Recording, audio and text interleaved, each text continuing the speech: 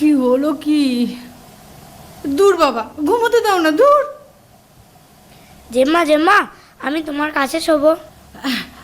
আয় বাবা, হ্যাঁ? আয়, শো, আয়। এ কি, তুই কি করছো কে? ও শোবে? তুই জানো না আজ ভূত চতুর্দশী? যা বাবা, বাবা আমার কাছে যাও, যা বাবা যাও। তো কি হয়েছে? কি হয়েছে মানে? যাও। এই, তুমি ওকে পাঠালে কেন?